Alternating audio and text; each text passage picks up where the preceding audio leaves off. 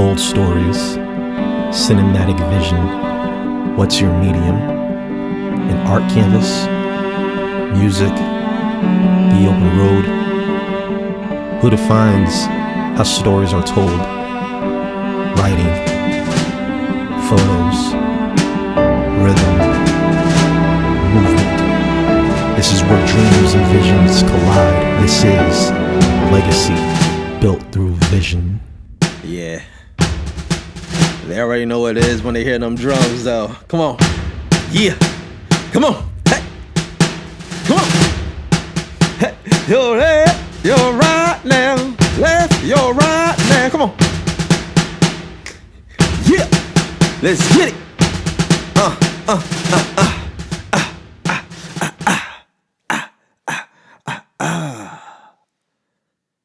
Damn. I can't get enough of them drums. No, sir. Not me. Ladies and gentlemen, boys and girls, people all over the world, this is the House of NIXON web series. I am your humble and grateful host, and I go by the name NIXON. You could be anywhere in the world tonight, but you're here with me. And I appreciate that.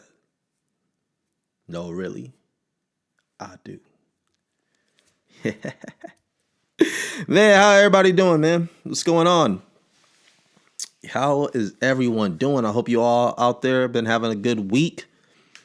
Let's start this week off right. Let's start it right, man. Let's do this. Man. Whew. The last episode, I hope y'all enjoy that. For everybody who was here for the first episode, I hope y'all enjoy that. Hope y'all got some good information, a little bit about me, about the company, who we are, what we're doing, where we're going. There's still so much more to talk about.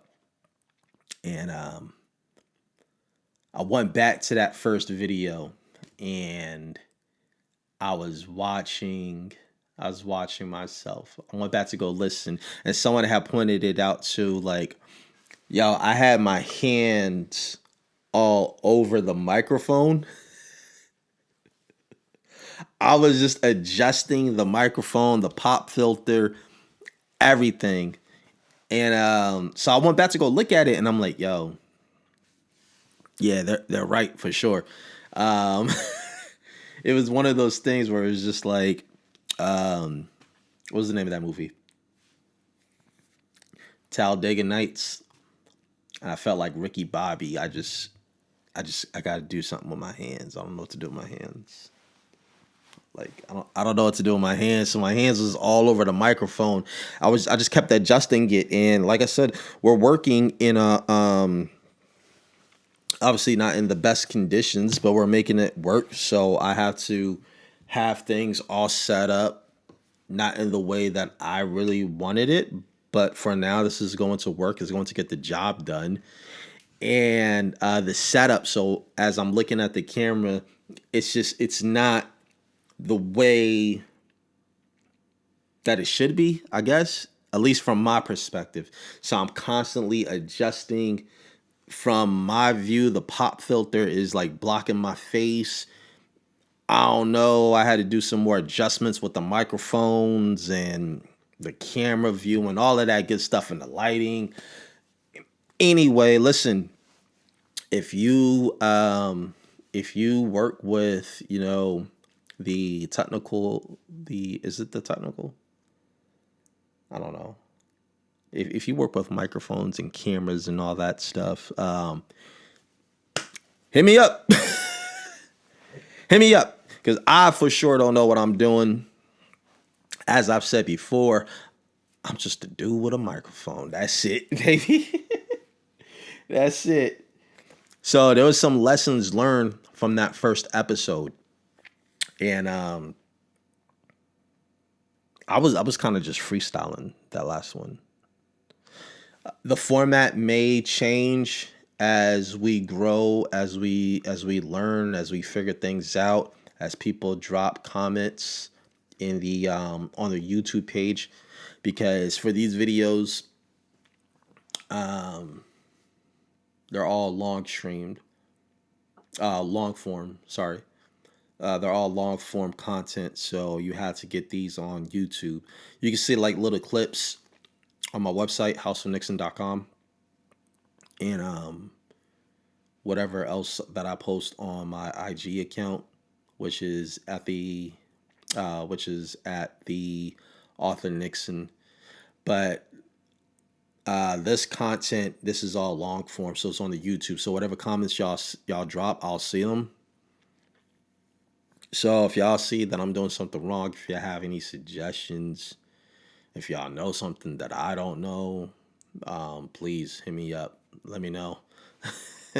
Let me know, because for the most part, I'm just freestyling.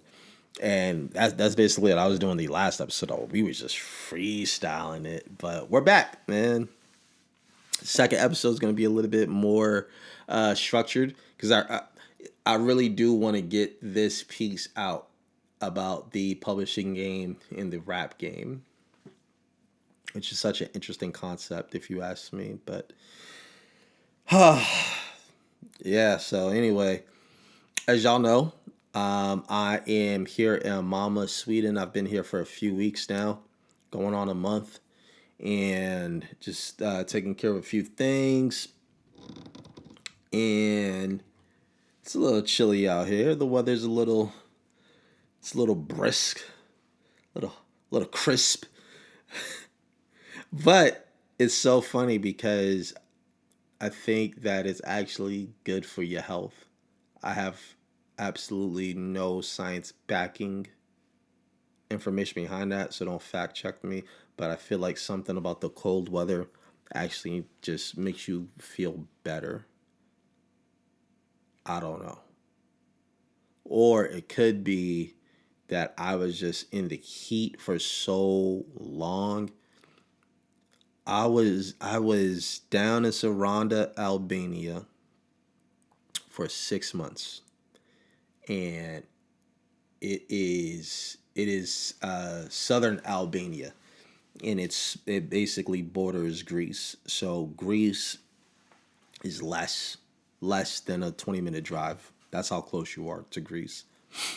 And then if you take the ferry from Saranda to Corfu, Greece, which is the island right on the Adriatic. This is the west side of Greece, west side of Albania, east side of Italy, southern Italy.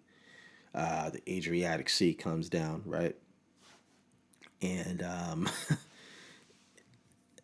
there is no shade in Saranda, Albania. You have the mountains, and then you have the sea to the left, or to the right, sorry. And then you have the sun. Now, the crazy thing is, the sun rises up in Albania around 5 a.m. I'm not kidding you. It rises up about 5.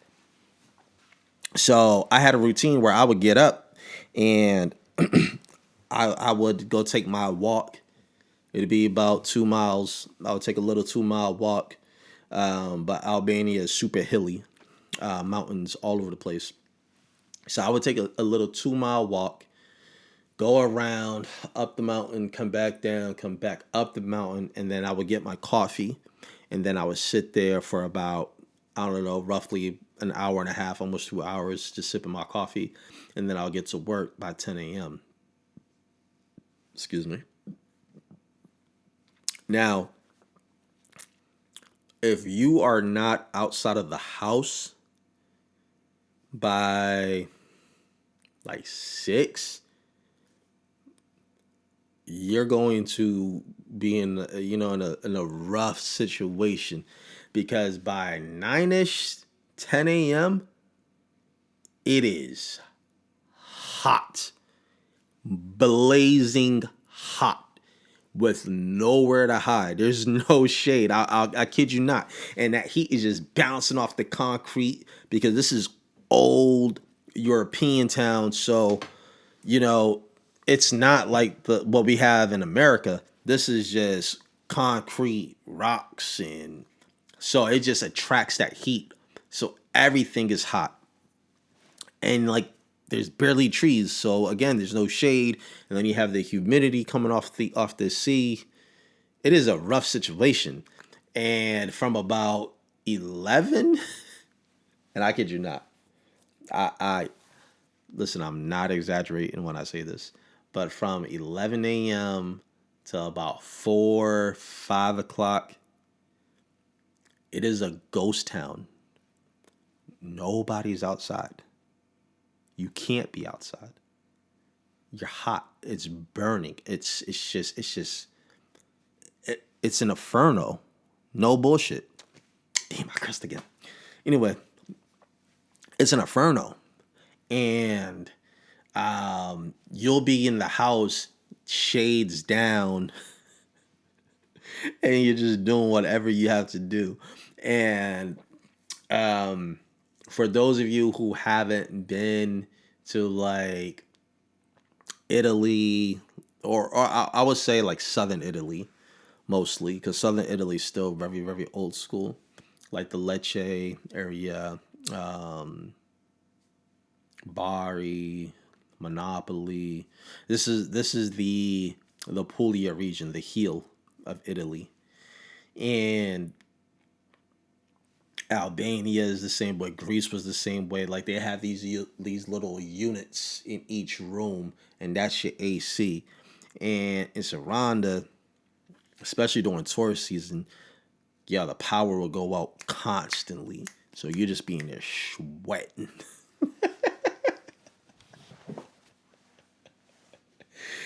And it was a good experience though.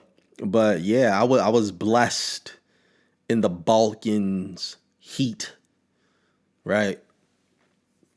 So for me, Mama right now is actually a good change in pace, especially since after that I went to Orlando, and it was hot there, different kind of heat.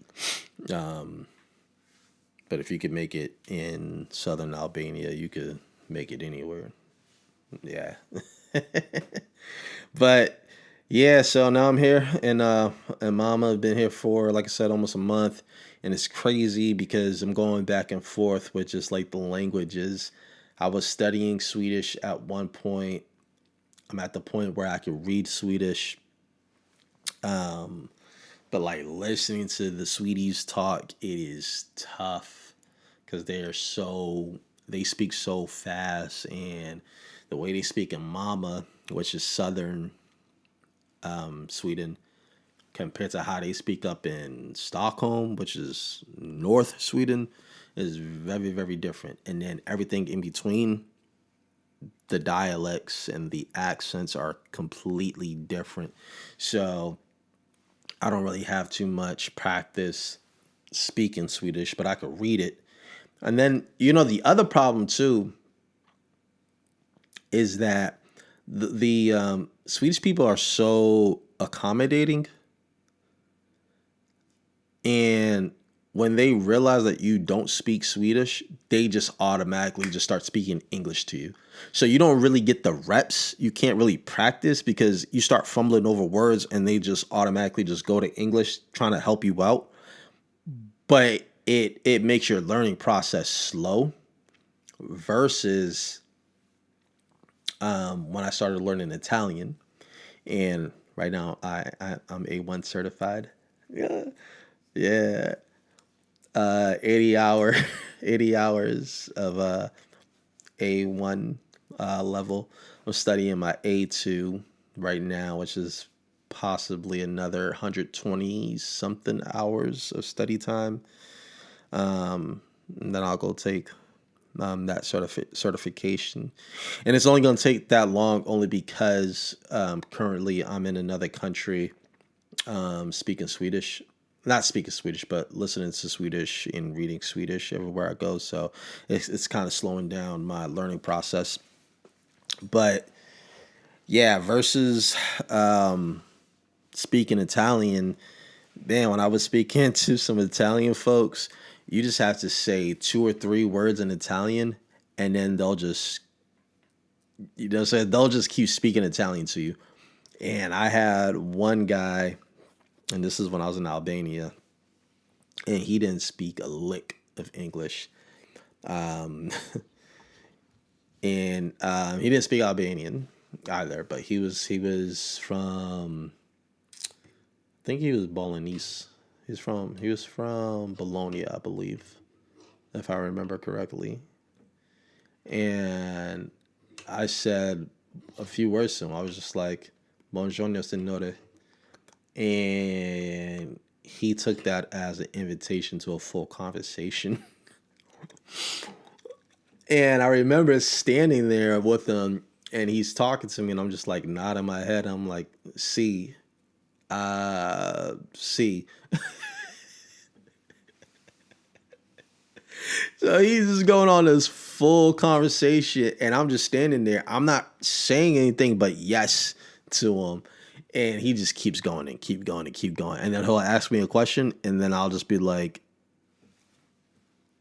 no capisco. And then he'll just keep going. And then he'll just keep going and keep going and keep going. And that's the funny thing, is the difference between Swedish folks who are very accommodating, and they're helpful, versus some of these Italians, some of these old school Italians. Though I'm not gonna speak for all of them, but some of these old school Italians that I've met, and they'll just keep going.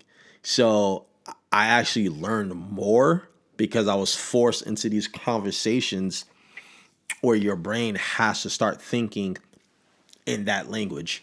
And now that I'm back in Mama's Sweden, it's so funny because people will ask me a question, or will give me something. Like if I'm at the restaurant or the bar, they'll hand me something, and they'll ask a question, and my first response is Italian, and then I will catch myself, or the word will come out, and they'll laugh, and I will laugh, and then I will quickly say something back in Swedish.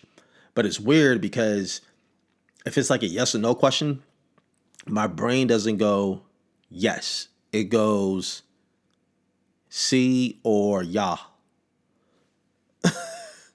right? Si or ya, or nay or non. So the languages is just all messed up. It's crazy. But anyway, let's get to the show, man. Let's I'm just rambling. Let's get to it. So last week was the introduction to House of NIXON, and this episode is the rap game and the publishing game. And it's really not just the rap game. This is really any music genre. And the only reason why I use the rap game is because I just have more experience, where I was a rapper at one point.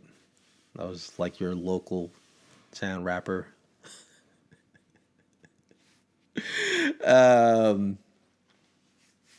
But I got bars though. Yeah, don't play with me.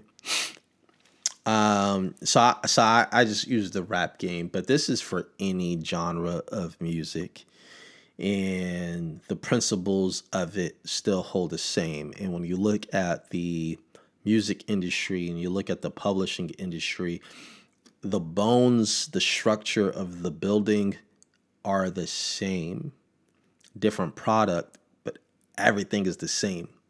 So we're going to get into that. Let's talk about it. This is part 1, and part 2 will come out soon, and we're going to go a little bit deeper. But this episode, we're going to focus on why House of NIXON was created. So let's get into it. So the rap game and the publishing game, right? They operate on the same model. Now, first of all, how did I even just come up with that title? There is a song by Drizzy Drake, And if you watch this web series long enough, you're gonna understand that I quote a lot of rappers in my stories. So just be fully aware of that.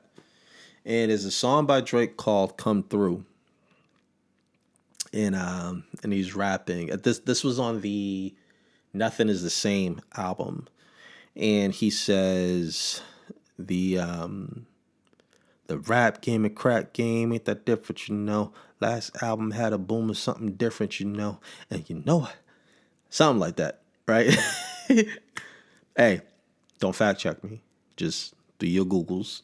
Something like that. But he said the rap game and the trap game or the crack game or whatever game ain't that different, you know. And it's true. It holds true with the publishing industry.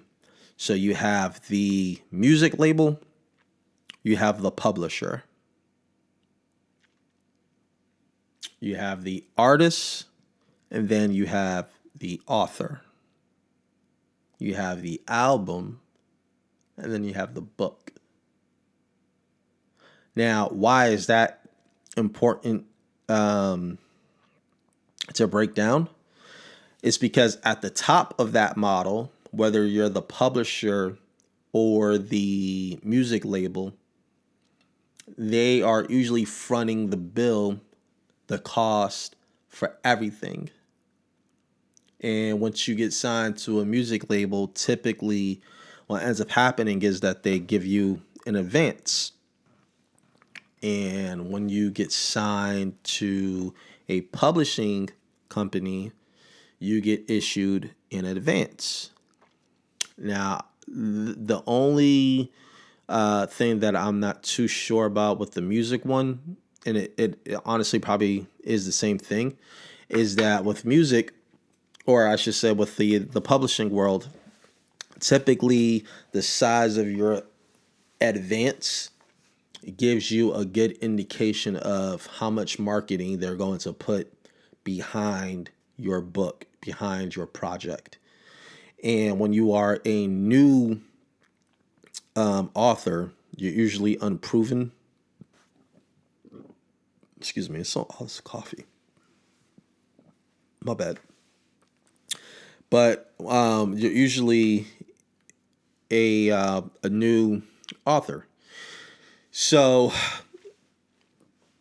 let's just say on average, most authors probably get around anywhere from 5,000 to about 50,000. It's something like that, right? It's not big.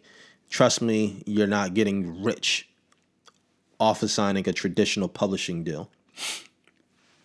Even JK, she only got, I believe it was 5,000 euros for Harry Potter, which worked in her favor.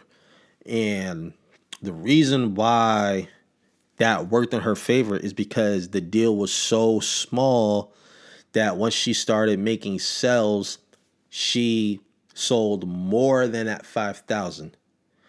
So everything after that 5,000 was profit. So when you see these authors who get like these big time advances for their books, that's cool, but that's money that you have to pay back. That's not yours to just keep. And the reality is, for the majority of authors, okay, the majority of authors, at least in the United States, they do not earn out their advance. And that's typical with a music artist, right? They don't earn out their advance. And this is when you start hearing stories about artists who, well, you know, they're talking and they say, well, I owe this company 2 more albums before I could leave. Or they're like, yo, this label, you know, I can't leave because I owe them money. So another label comes in and they're like, well, buy out your contract. So what ends up happening is you get this advance as an author or as a musical artist, and then the company, the music label, or the publisher, they will handle the marketing. They used to do A&R back in music. I don't know if they still do artist development. I think that's long gone at this point. But they'll handle the marketing, the press release, the interviews, the flights, the hotel rooms, you name it. They'll pay for all of that. And if you're a big author, they might even hire nowadays a social media team to be behind you and a PR team, and they'll teach you how to do interviews and all this other good stuff. All of that is great. And this goes back to the size of your advance in the publishing world. The size of the advance tells you where you fall in. So if it's a big advance, that means that the publisher is fully behind you and they are putting their marketing dollars and their money behind you. They treat you as an important asset. And then you have your second tier, and then your third tier, and then your fourth tier, and then it just keeps going down, right? So you have your authors that are already signed, well established. These are your New York Times authors, your Stephen Kings, all of these people, your Brandon Sanderson. You have these people. These are the authors that keep the lights in the building on. They are paying the bills with their work. So when they drop a book, right, the publisher is behind them because that's good business sense. Now, obviously, at this point, they just have to say, hey, I'm dropping a book, and the literary world goes crazy. Their fans go crazy because their names are that big already. But that's just the example. And then you have your mid-list authors, and then you have your newish authors, your brand new ones, like your debut authors. And typically, for a debut author, the advance is pretty low because they're not about to spend a bunch of money on an author who's unknown. So you're still going to have to go ahead and do your own marketing at the end of the day. They may set you up with an interview or two, but you're going to have to do the majority of the marketing on your own. And this is where you're going to have to reach out to readers, grassroots style. You're going to have to get out there, and you're going to have to shake hands and kiss babies on their foreheads. You have to do all that stuff. And that all that's well and good. That's just the grind. That's just the hustle. And again, that's just regular business sense. Now, the kicker is no matter how big or small that advance is, the publisher, the music label, they own your work. So, and as an author, let's say they hand you $10,000 on the advance. Mind you, this is $10,000 before Uncle Sam. This is $10,000 before your agent takes her cut. This is $10,000 before you put some money away for a rainy day. Right? When it's all said and done, you're left with what? $3,000?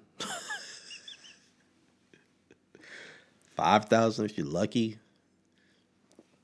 If you don't live in Florida, Texas, or I don't know how many other states don't have state income taxes, but if you live in pretty much anywhere else, California, Lord have mercy, New York, whew,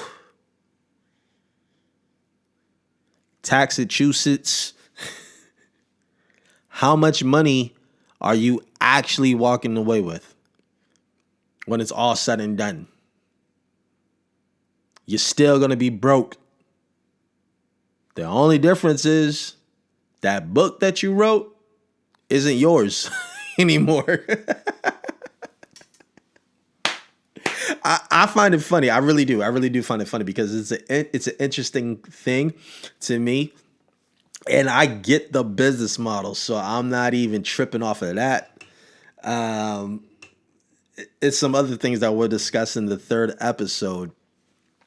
But when it's all said and done, bro, your life didn't change. And what's funny is the amount of traditional published debut authors that come out a year is actually quite a bit. There's a ton of authors, brand new, who drop their first book every year. And their first book isn't like for most of us, our first book isn't our first book. This is just the first book that is published. But a lot of us have written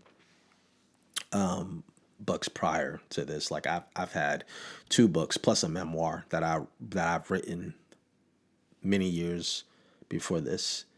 But now the Everborn Chronicles, book 1, The Everborn, is the first one that I'm actually publishing for public consumption. But most of these authors that come out every year, you'll never hear about them. You won't know anything about them. And that's not really their fault. That's just how the game is played, because once they're locked into these deals, there's only so many things that they could do. They still have to do the marketing. They still have to do the outreach programs, but they don't own the book. The book isn't theirs anymore. The book cover isn't theirs. The style isn't theirs. The flair isn't theirs. You might send, the manuscript in, and the chief editor may tell your agent, "Hey, we love this book, but can you change the character name to this? We like that you wrote in this point of view. Can you write in this point of view instead? Or, hey, can you change the setting from this to this? Hey, we want to change the title of your book to this. Yeah, we know your favorite color is green, but we want to go with the blue book cover." So there's nothing that is truly in your control once you pass that manuscript off and it gets accepted. And it comes with its good and its bad, because obviously the marketing team knows what they're doing. It's a team of professionals who knows what they're doing. And quite frankly, I've seen a lot of you indie authors, the books y'all put out, and y'all can do well to go get you some professionals on your team. It's going to cost money, but it is an investment. Is it a hobby, or is this your career? Only you can ask that question. And, what you decide to put out, what you decide to invest in, tells me how much, you really care about what you're doing. That's just my point of view. Don't crucify me for it.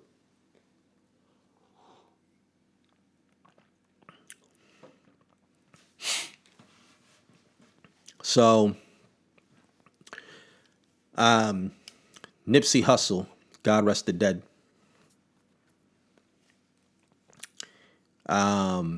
He used to say, "Royalties, publishings, plus I own masters. I'll be damned if I slave for some." Yeah. Royalties, publishing, plus I own masters. In the literary world, I'm sorry. In the literary world, that's your copyrights, licensing rights, your royalties, your ISBN, the barcode that goes with it. And why is that important? Well, in the literary world, right, royalties, that's obvious. That's the same thing as in the music world. you have to pay your advance back before you make any money on your royalties. You'll receive zero royalties until you pay back that 5,000, 10,000, 30,000, 50,000, 100,000, whatever the money may be, whatever the advance was, you have to pay that back. But if you are self-published, same thing as an indie author, they're the same words. Not the same words, but they're the same thing. Indie, self-published, whatever. You make 100% profit back minus the distribution. So royalties are important. Copyrights. The copyrights belong to you as an indie author. That means that, okay, well, now the words can't be changed. These are your characters. The universe that you created belongs to you.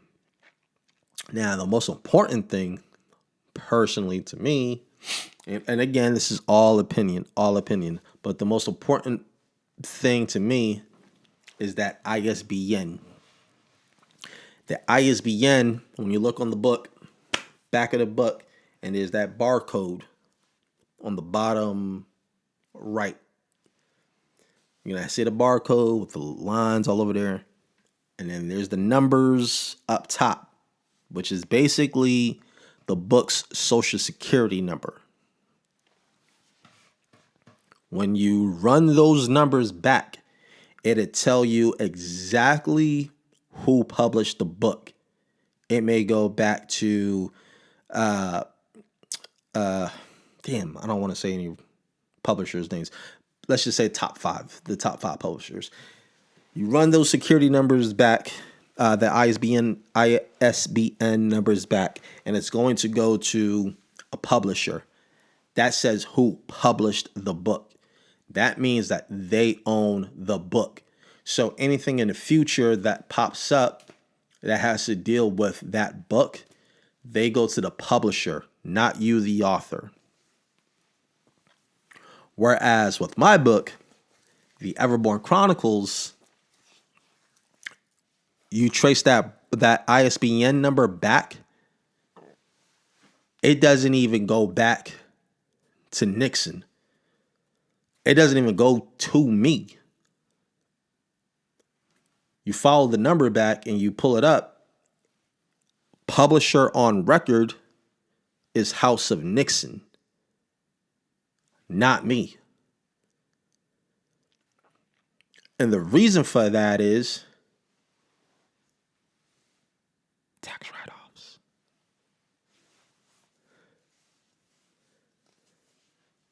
And liability. Let's just say somebody wants to sue me. They can't. They can sue my company, though, because it's an LLC. So my company and me, our personal finances don't even mix. We have nothing to do with each other. I just happen to be the owner of that company. But financially speaking, legally speaking, I have nothing to do with it. So my company owns it. When people come and they want to do business with me, or they have questions about my book or whatever the case may be, they are doing business with House of NIXON, who represents me, NIXON, the author.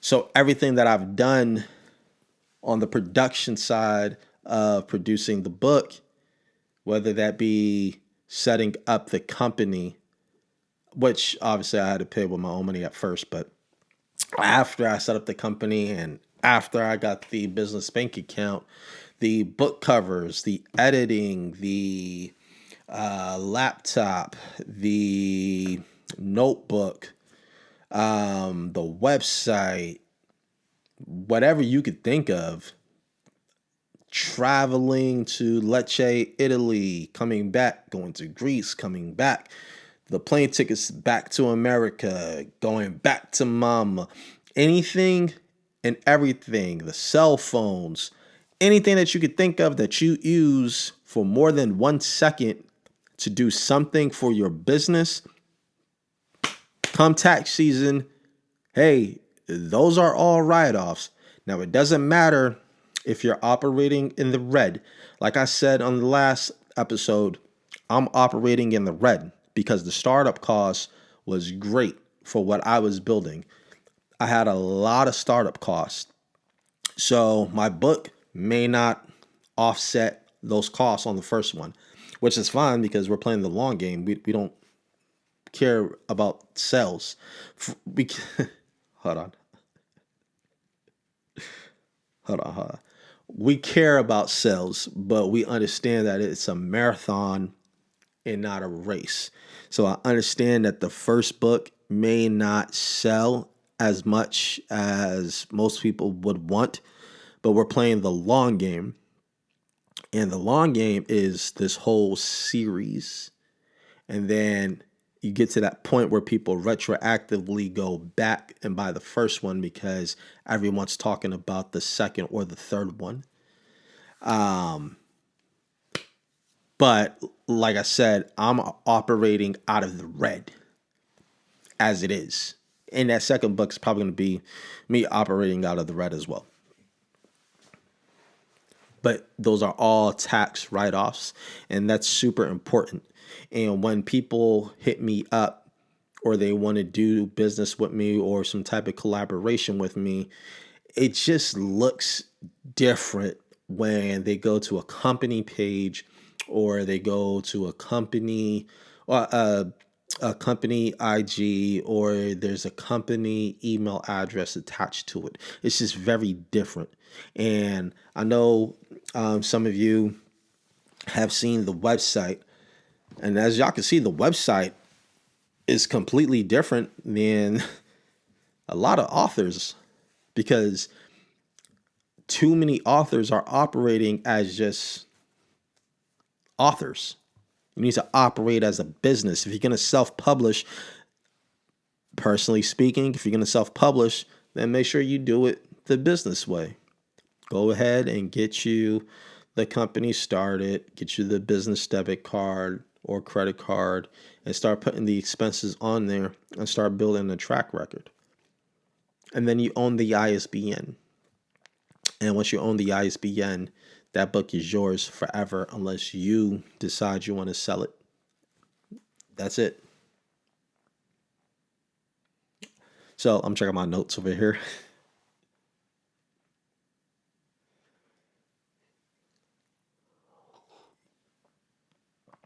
So, yeah.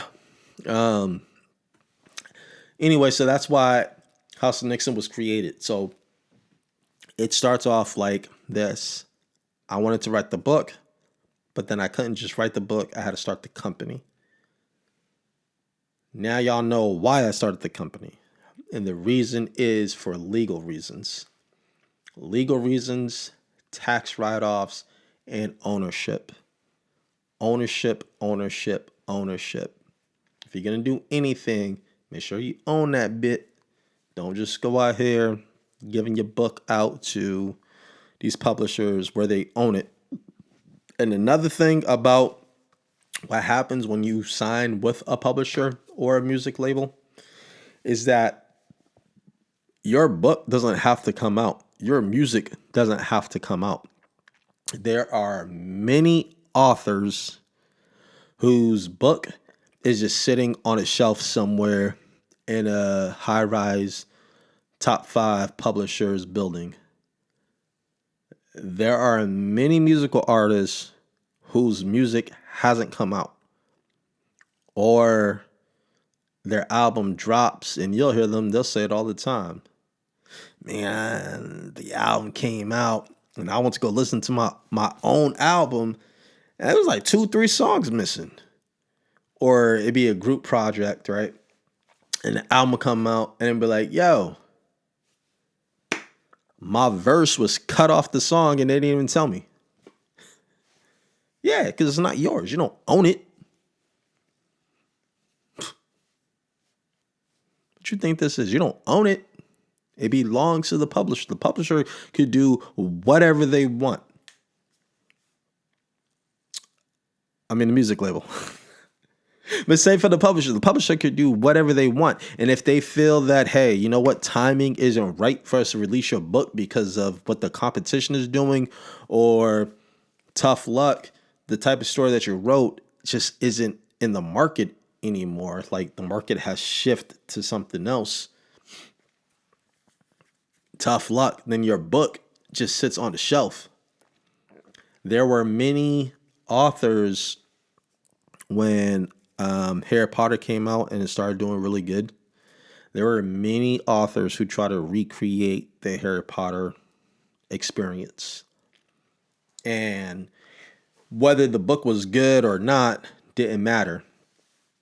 Because once that market had shifted from the young adult, or I think that's more of a coming to age story. But once that market had shifted, if your book wasn't already out, then you just missed the train because the market had already changed paths. Same thing with like Twilight. When Twilight came out, people try to recreate that. But then by the time they got their books out, the market changed. 50 Shades of Grey, the market changed. So this market, this industry is very finicky and things change all the time. And because of that actually leads me to our next episode, our third episode, which is part 2 of the publishing game in the rap game, or the rap game in the publishing game.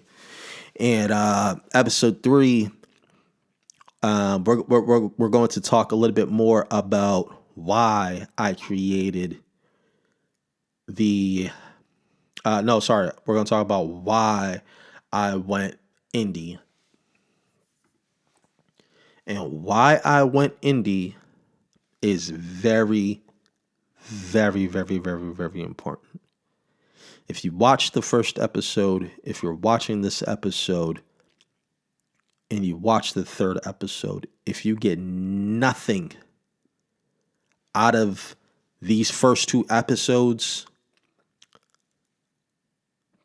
you will get something out of episode 3. Okay? For all you indie authors out there, episode 3 is what you want to watch. And I say this because we're going to get even deeper into the publishing game. And now we're going to add the banking industry into it. And this is my 2 cents coming from a prior corporate banker, someone who knows the market, someone who understands the 5 C's of credit. I understand the 5 C's of credit. I've done the 5 C's of credit all the time. I've done numerous underwriting work on companies. And the number one thing for bankers is risk mitigation. Risk mitigation is huge. I used to write these formal CIMs, these confidential investment memorandums. It'd be 100-something pages. I felt like I was in college when I would do underwriting work. And I would have 50, 60 questions for a company. And before I was done with the paperwork, I would send it to my manager, and my manager would look at it, and then they'll just be like, that's not enough questions. Dig deeper. Dig deeper.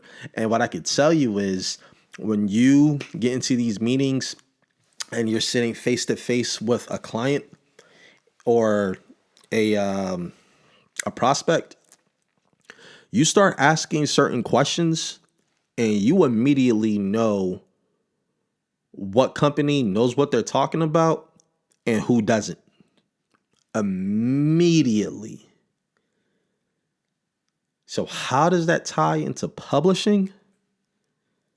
Because publishing at its core right now It's about risk mitigation. It doesn't matter if you have a great story. It doesn't matter what you're talking about. If your book doesn't fall into certain categories this year, next year, or whatever the case may be, if it's not what they're talking about on Bookstagram and Book Talk,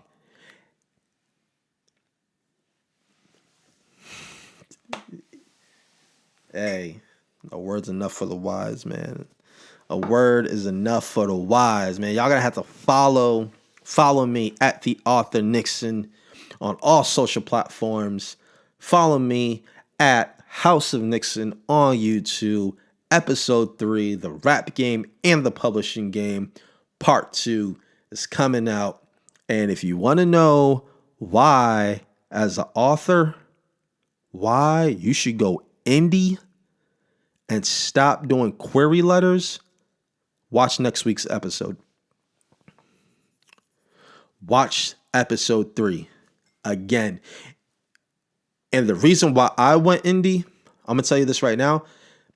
It's not because of what 99% of you authors, you social media authors, why y'all go indie. Y'all go indie so y'all could go write whatever y'all want to write and do it your way with no checks and balances. Nah, we don't do that here. There's standards and discipline and intention. We're going traditional. So let me clear that up right now. This isn't about going indie and staying indie. It's why you should go indie first. And once I name, 5 different authors to give you an example, you will understand. The query process is outdated. Stop doing it. It's a lottery. Stop doing it, because you're not going to win. And the ones who do actually win, well, you're going to have to follow me and have to come to next week's episode, because it's all manufactured. Anyway, House of NIXON. I am your boy, NIXON, and I'll see y'all again for the next week's episode. Peace.